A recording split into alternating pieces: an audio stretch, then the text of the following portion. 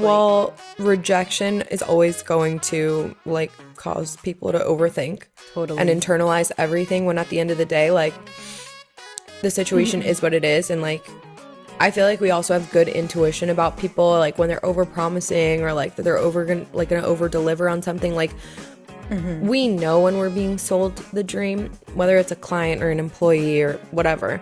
It's just like sometimes we allow ourselves to like really feel like this is a right fit and it's gonna happen the way they say, and it's always a lesson learned. I'm excited to talk about today's topic just because I think that like a lot of people really can relate in a sense, and it's kind of like a self-awareness situation, if that makes sense too. Right. It's something that we deal with on our daily basis. Yeah. Family, friends, people we're meeting for the first time. Like, unfortunately, it doesn't matter how close we are to them or not. It's something that we go through on a daily basis when we want to talk about what we do and how we're doing what we're doing. Yeah, and I think we came up with this like topic for this episode because of an experience that we had, and that's couple. and a couple for sure. Like we noticed patterns, and that being like sharing your successes Yeah. can come off as like bragging to those who don't understand the grit and like determination and how much time it takes to get to that. Like Yeah. all they see is the surface.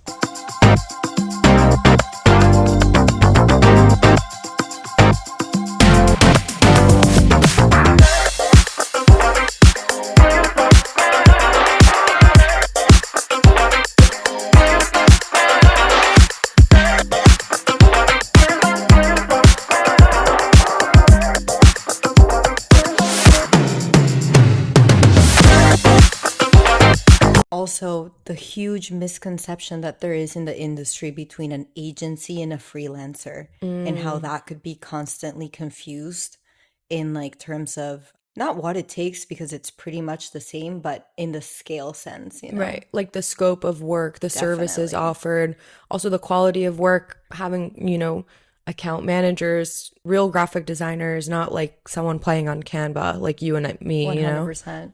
And I also want to add to that that like it's part of the process for us to like figure out, how we deal with this and how we like share with others what we go through, how we do business, how we're growing.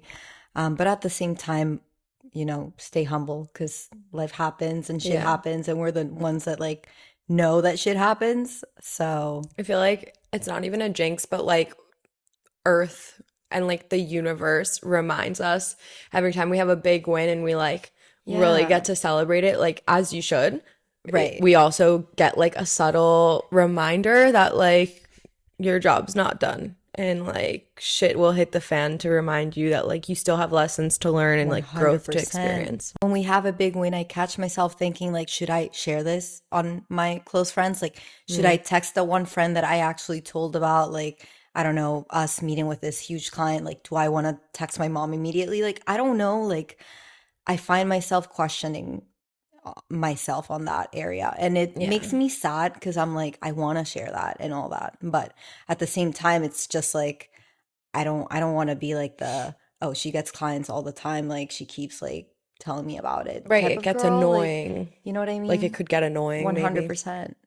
And that comes back to even losing a client. Like, if when that happens, I'm like, oh shit, I can't tell anyone because like I don't want them to think I'm a failure. They're gonna think I'm a loser. Like, this is not working. They're gonna laugh at me, be like, knew this wasn't for you. Like, I Not knew. even. I get worried that people like constantly are thinking what we're trying to like prove them wrong, like that they don't know what we're doing. And when we do lose a client, it's Right. so circumstantial to like that business, that industry, their Yeah. sales team, internal things that like sometimes are out of our control.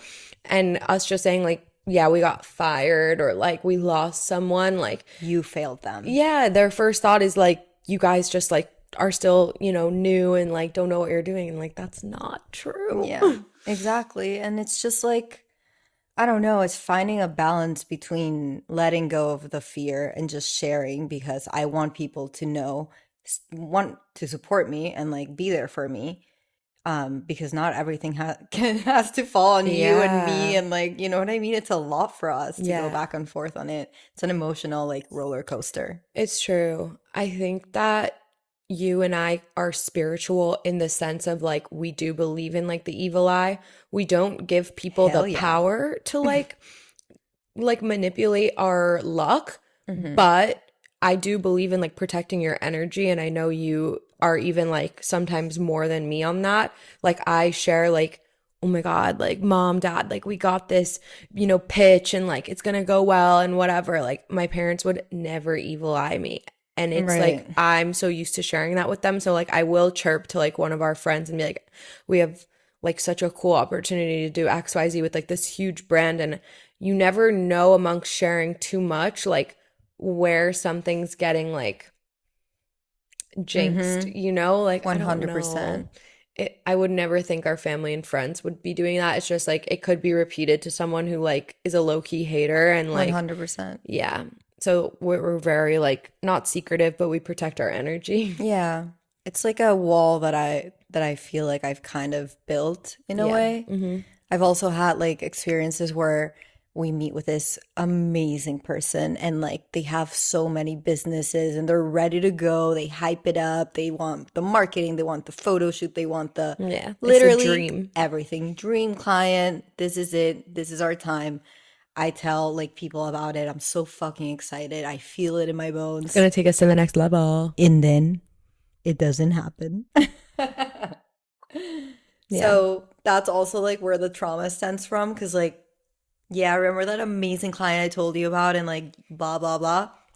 Yeah. Yeah, never happened. And still, not because of us. They just like literally ghost us. And it's like, 100%. I'm not saying like nothing bad happens is never our fault. It's just like it will always seem that way Yeah. 100% Maybe we of the weren't a time. fit and like, fine, we weren't a fit. So Yeah. be it. I get it. But now I shared it. And now It's not happening I'm and just it's like even embarrassing. like judging myself. Like I'm just like questioning what I'm doing. Like, did I say something that, did something happen that like that I'm not seeing, I should be aware of? Like, Well, rejection is always going to like cause people to overthink and totally. internalize everything when at the end of the day, like the situation is what it is. And like, I feel like we also have good intuition about people, like when they're overpromising or like that they're gonna over deliver on something. Like Hmm. we know when we're being sold the dream, whether it's a client or an employee or whatever.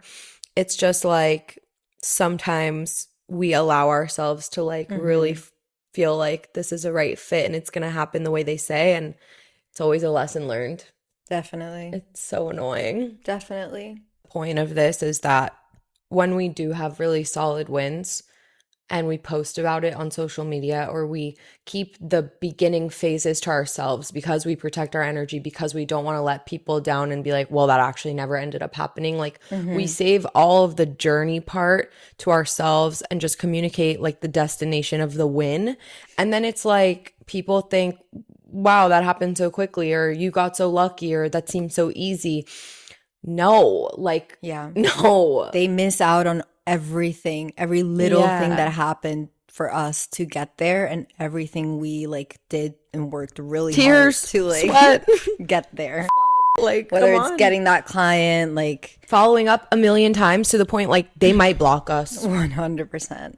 He might block us. Pitching, putting the pitching, putting the proposal together, finding the right team, the right creator, hiring, like Budgeting out, God. breaking down every single team member's cost and every resource's cost Yeah. to make the budget work for the client, just for it to not happen is so much time wasted. And also on the flip side, to close a client and like it looks like we're just presenting like a proposal, like price, it takes so much a time lot. and Yeah. energy to like really think about it. Definitely. But I really think that goes into the work that we do. Some people do get lucky, some people do close things quickly, and the client might agree to something and they might hate the outcome. One thing that I can say about us is because we take so much time in the journey to get someone to have a win like with us, they are always going to love the outcome of the work that we do Yeah. because we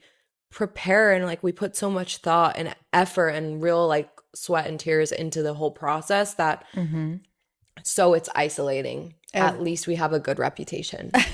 You know what I mean? Like, so be it. Yeah, but it is definitely isolating in like the best, but also the worst way. Because Yeah. like I love sharing my wins with you, and I know you understand exactly what we went through because like we did all that. We, Yeah. worked together to make it happen. But then like taking it outside of the office and like going into even my husband, like Hunter, like we just got a client. He's like, "Oh my God, congrats." I'm like, "What do you mean congrats?" Like I've been working this for a month. Like this is, I don't know, call number 7. Yeah. But the other good thing on that side is every single client that works with us, they know exactly what they're getting. They know what to expect and they know the outcomes that they're going to get. Yeah. I think I find this in like my personal life, just this one like hurdle is that a lot of my girlfriends work like normal jobs. Like they work like whether it's corporate or they're, like just doing a job. Like this is Yeah. not a job. This Yeah. is like a whole fucking lifestyle. Like this is a whole career. Like this is just different. And it's no hate to like working for someone and having a normal job. It's just that you get to log in at 9 a.m. You don't have to worry about the stature of the business and how successful the business is. You come in, you do your job, you kind of like do what you're told. You have a team to rely on of experts. Like these people have maybe more experience than you, knowledge, and you get to log off at 5 p.m. and literally not fucking think about it until the next day. Yeah. So for that, it's like so tough because for us, it's 24/7 that we're thinking about this shit. Like, and we're really putting in our all because our success matters. Like Of course. our day to day is the ultimate success of like our career and our company. And like you have one off day, like that could interfere with the goal, right? 100%. So when we're like so stressed out and like strung out on like all the stresses of the whole week, and our friends are like, yo, chill. It's like, Right. you don't understand how much this win means to me. Like I'm sharing this because like I'm like so passionate about it. And they're like, and it can come off like it's too much. yeah. And they're Yeah. like, life's not all about work, but like I did choose this life. But this is my life. This is my because life. like this is my business, and if something goes wrong, it goes wrong for me, for my partner, and for the 10 girls that we have in the company. Literally. So like that's the other there's thing. so many lives like kind of counting on us to show up every day, to give our 100%, to like keep Fully. pitching, keep getting clients, but also keep retaining clients, keep everyone in the company happy. And that takes me back to wearing all the hats that we wear in the company. As a normal employee, you show up to your work and you have kind of like the structure and you know exactly what you're going to give that day and do. For us, that changes every single day. I mean, one day we're chat GPT attorneys. One day we're financial advisors and accountants. One day we're managing our team and really being like managers and like admin and like, making like checking in like HR. HR for sure. And then the next day we're the fucking best salespeople I've ever met in our lives. And we're pitching clients back to back to back. And it's exhausting to have to you have to excel at every single one of those things. Yeah, because if you don't, it just feels like one thing crumbles into another and then it's a whole thing. Yeah. Also, I think it's important to say that like we never knew how to do all of these things. Right. It was like a learning. would we? How would we? Right. Like, did we go to law school? No. Did I do finance in college? Nope. Like, did anyone teach us how to manage a team and hire and ensure systems and processes and checks and balances for like every team How to member? read a person, how to keep them happy, how to ensure that they're like, succeeding in the role and like growing in the company. Also, how to pitch. How to pitch, how Like to close. sales, being a salesperson is a whole Tough. career and energy within itself. And like, no one taught us how to do that either. Every single one of these roles, they require different skill sets. Yeah. Literally every one of them. And I think, thank God you're here and thank God we're doing this together because like, I feel like I don't even know if this is possible to do like alone, honestly. I can't even imagine it, but I think just being successful at every single thing, just it's a lot and it becomes like overwhelming For for sure. sure. I think that this is the perfect segue into like the conversation that we were having about like what sets you up as an agency for success versus someone who's freelancing. Right. So, like, having a partner, first of all, helps navigate all of those different like waters Mm-hmm. better. Yeah. You and I strive in different areas. The way you know how to manage our team and keep them happy and like really like check in with them and Mm-hmm. things, that is so important because one person wouldn't Yeah. have the time to do that. Like, how can you do that and pitch the clients and then also manage all of the admin stuff to really be like squeaky clean and perfect and like functioning properly? Right. It's too much. And us delegating Mm-hmm. through each other, we still do everything together. Like, Yeah. don't get us We're wrong. still on the Zoom call or Google Oh call, yeah, like like just like we're just like one of us is listening in while the other one like takes lead. right. Like if we're firing or hiring, I'm just listening. I'm just there to listen and support, like dead ass. But when we meet with Yeah. our accountant, it's like I'm you're listening. there. Yeah, like it's just we have different roles and we never even like spoke about it. Yeah, it just It kind of just we happened. just fell into it. Which was a nice thing about owning a company because, like, what do you hate? What do you love? If we both love something, we both passionately, like, do it, fight it, and, like, Yeah. crush it. And if we both hate something, then it's obviously, like, We a find someone struggle. to do it for us. We work with someone else. We find someone. Yeah. But Yeah. everything else is split. And even in the split, we're both, like, a part Present of it. 100%. We're partners. I'm Yeah. never going to be like you do it cuz like I do Right. this. No, like this is our company, you know? 100%. But as we grow and as we get more clients and we keep hiring, we keep delegating more account managers. We just like promoted someone, Sammy, shout out to an operational manager, and she's killing it. Yeah. The graphic designers, having a lead graphic designer, all of that is kind of like lost when you do things on your own as a freelancer. I think if you're capable of doing the graphic design, the pitching, the strategy, the posting, everything on your own for a client, that's amazing. And like, I mean, social media roles are a thing in companies for sure. 100%. But even when we started, when we got client number 2 or 3, we were already at like to succeed and give this client 100% what they need to get where they want to get.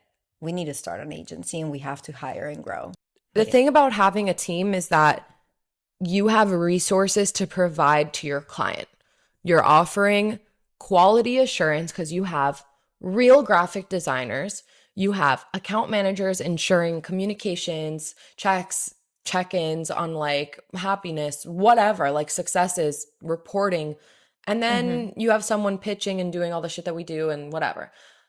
As a freelancer, there has to be a cap, which is like what you said. That's when we realized, like, okay, now we have too many retainer clients. We can't give them all the same amount of attention. There's only 2 of us. Right. And for some people, there's only 1 of them. Mm-hmm. So, like, how do you call yourself an agency as a freelancer Right. if there's only 1 of you? Right.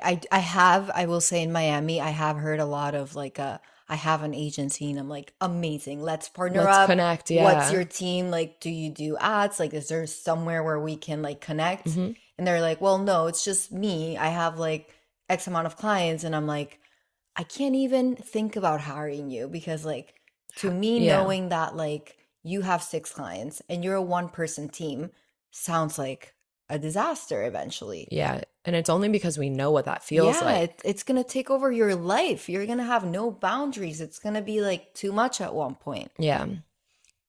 And it also must limit the services that you're offering Definitely. because you then, as one person, you have to find like that niche of expertise that Right. you can offer. And Right. I've seen a lot of freelancers kind of like take things per project. Like someone's launching a brand, let me help you with that. That's done. On to the next thing.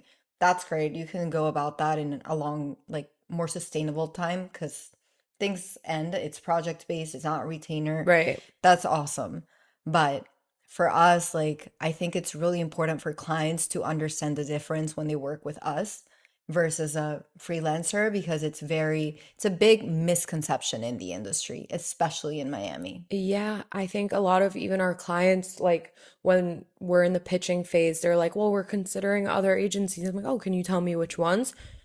And then they tell us, Oh, Natasha. yeah, like a freelancer. And it's Yeah, like, they're maybe charging almost the same that we are. right. And we're offering an array of services. That's the other thing, though, because you No can, shit, you're struggling. right, like, right, yeah. And there's a way to do freelancing right. Yes, There is. I think course. this is like no hate to the freelance community. No, I mean, we We rely started, on them we and rely on them. We started yeah, that way. We've created a community for of freelancers course. with Revive. It's not that we don't agree with the type of work. It's that there is a way to be successful in that, and there is a way to fail as a freelancer. And it's when you call yourself an agency offering a million things that you need a team to execute successfully, Mm-hmm. and you're overpromising and underdelivering, and this is what's giving a bad stigma to the freelance community, Yes. in my opinion. Yes, for sure.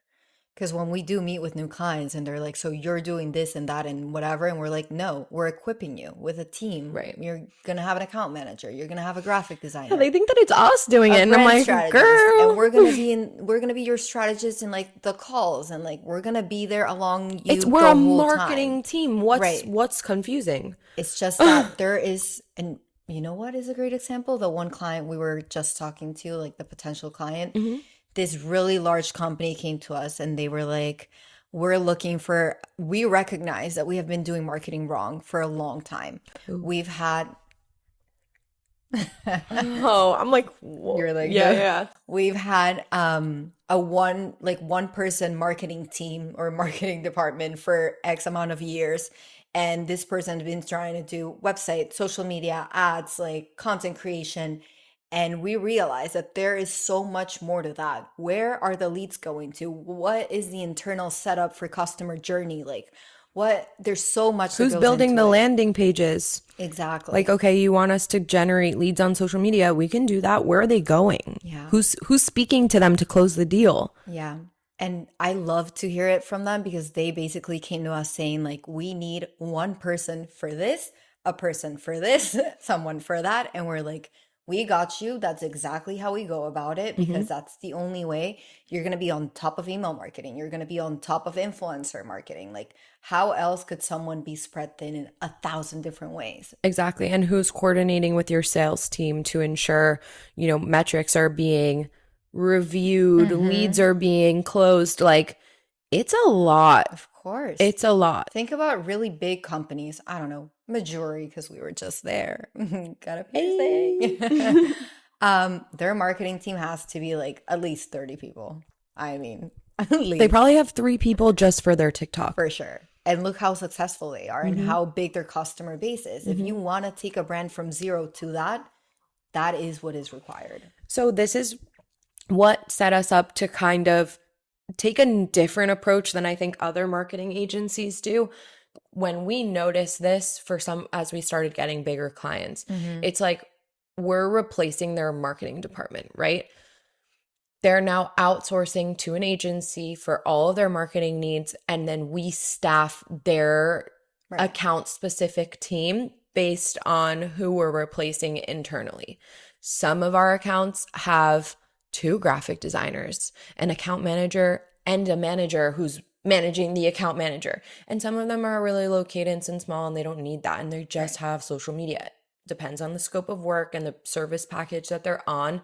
But we filled a gap that's like allowing us to have this value prop when we're pitching. And it's like, replace your marketing team with the agency, and we do everything that you had 20 people servicing individually. We have a team of 5 that we're going to staff for your account, and they're going to execute this on a monthly basis. Exactly. I mean, how do you say no to that as a big company who's trying to cut costs in marketing? Like, don't get me wrong, still need the budget for ad spend, buddy, and a new website, because we will request that. But it's a really big selling point for us, and not everyone can do that. Not everyone can deliver on it and promise a good team. Yeah. And maybe I'm telling too many of our secrets. They're all taking notes. Yeah, everyone's taking notes. I mean, we always say that I don't care if I wrote a book and wrote down exactly what I did to get where I am. Yeah. You need to like have the grit, like, the brains, the passion, the energy. Yeah, the energy. More passion, more passion. Seriously, it takes so much. Like I could give you the formula. It sounds great, Good but luck. we've tried a lot. Wait. I just read a quote last night and it's called The Messy Middle. And I want to talk about this for a second. Are we in the messy middle? We're in the messy middle. The most successful people get through the messy middle. And the messy middle is defined as you've been in this part of entrepreneurship long enough that the excitement around starting has faded. Right. You're no longer hyped up every day that you have a startup. Like, no, you're a fucking business. Why didn't you send me this fucking quote? It was 5 a.m. My I didn't want to God. wake you up. I have it saved, but I remember it very clearly because it really like impacted me. The excitement of the starting phase has faded out. The messy middle is when things get really tough and a lot of people quit. That's why it's called the messy middle. This is the part that builds character, builds you as an entrepreneur, makes you stronger for your team, makes your team stronger. The weaknesses stand out more than ever. The pain points of your business stand out more than ever. And if you can overcome this, you get to the final destination. And I want to... Holy shit, we're in the messy middle. We're in the messy middle. And I don't want to tread... Like, I want to tread lightly. Yeah. I don't want to get to the final destination until I feel like we've organized the messy middle to perfection. Mm-hmm. A lot of really successful people say that the most rewarding part is the middle, the journey, not the destination. They're like, I miss the days. Right. I miss the days when we're so stressed out that we're like hallucinating at 7 p.m. Like, why are we still on the phone with each other? You know, like we're going to get to a point where maybe we sell this company, maybe we have it running itself and we're just kind of like, we did that. We're going to miss this. I definitely feel like we are in the messy middle. Like that's a crazy thing that you came across that because like I had a like not a realization, but the past 2 weeks for us have been insane. Weeks. I don't know. Months. I know months, but especially the last 2 weeks, like with meetings, like we have had back-to-backs and that's like the most I felt of like us wearing all the hats because we've gone from like having to hire one to one person to going into a pitch, having to meet a new client, onboard someone else, offboard someone, fire, like literally every single day we've hit the whole like business cycle of like, you know what I mean? Actually, and it's been Monday to Friday and then again Monday to Friday, even a photo shoot involved in those days.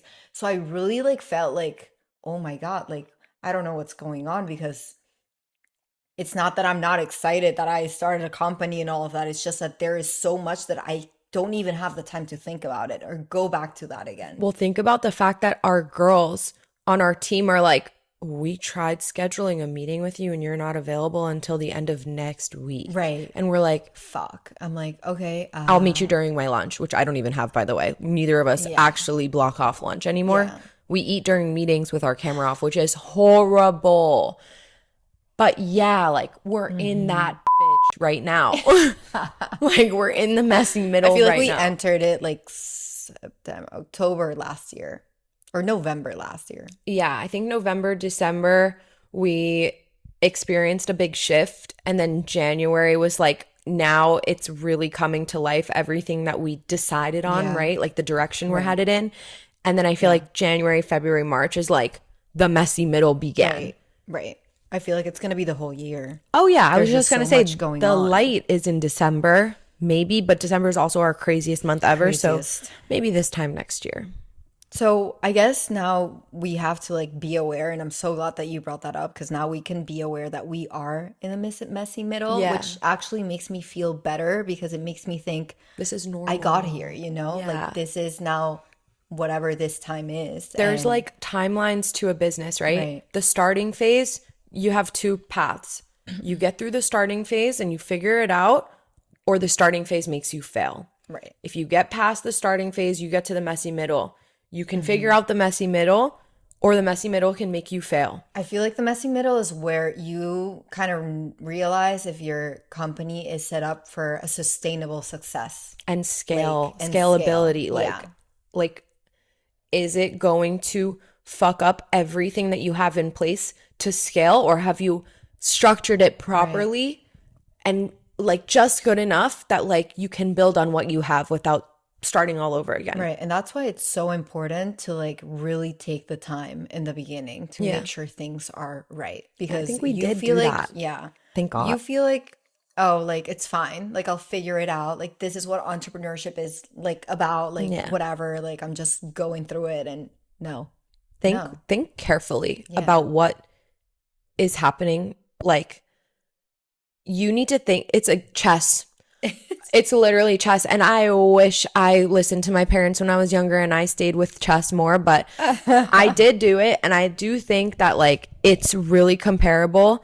You're always thinking 2 steps ahead, and you're always thinking of how your steps ahead is going to impact you from someone else's perspective. 100%. Like, you need to be ready to like go one way or the other at any point in time in this. Well, it's scary as fuck because one wrong move could literally end the game. End the game. And then what? One wrong move and you're like 20K down. Like, fuck. Like, it's happened. No, like, seriously. And like, going back to the whole like we create such a good culture at our company, no one knows when we like take a wanna hit. Yeah, for sure.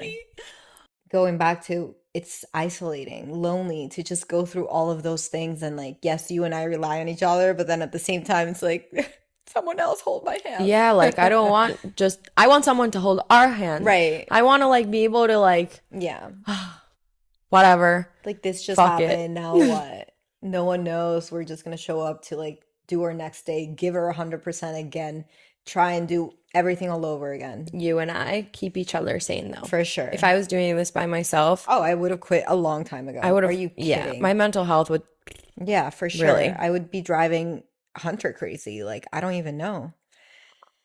Wow, this was a really good episode. I like how we started there and now we're here. Like, Yeah, that was not a part of the plan, but No. like, just went with it. yeah, I think this was one of like the most raw episodes that we've Yeah. ever done, and Yeah. it gives really good insight into like where we are as a business too, because you can look at all the successes on Instagram and you can see all of the wins. You won't see the hits that we take. You won't see the losses, and we'll probably get into that more to be super candid with everyone. But yeah, like this is the reality of entrepreneurship, and we're fucking And we're in the doing messy it. middle. I love that. I love it too. I'll send you the Instagram. Please do. Amazing. Okay. We'll see you guys next time. Bye.